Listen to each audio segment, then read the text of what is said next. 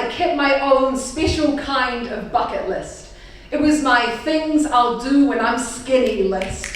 My bike around Amsterdam in booty shorts list. My own skinny jeans and a bikini list. It was my one day I'll be beautiful list. And my then I will start living list. It was a maybe I could be worth something list.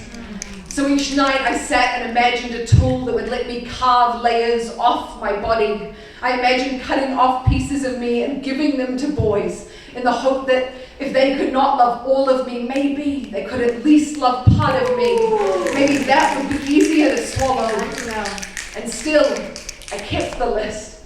When I'm skinny, I will take my clothes off before sex. When I'm skinny, I will do the heartbreaking. I lived eternally torn between wanting to love myself and wanting to lose myself. I carved the word enough into my thigh because I only felt worthy of love letters that caused pain and compliments that made me bleed.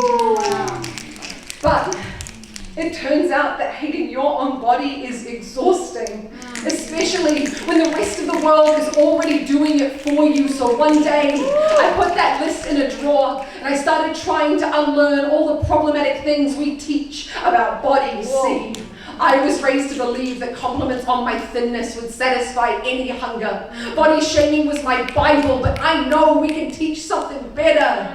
So I stopped longing for boys who could only love me skinny and started longing for boys who were better instead.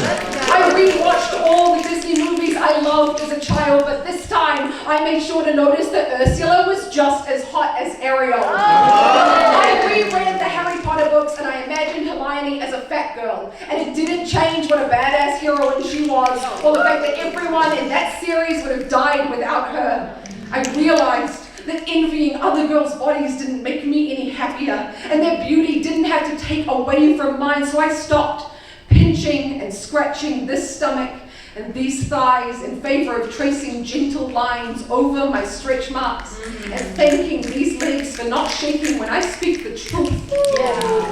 And somewhere among all of this, it happened. Teaching myself to love other fat bodies made me finally start to fall in love with mine. One day, I looked down at my skinny list and all I saw was a bucket list. That night, I stood in front of the mirror and said, I am enough.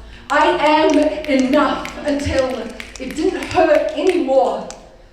And it was the love letter my body deserved.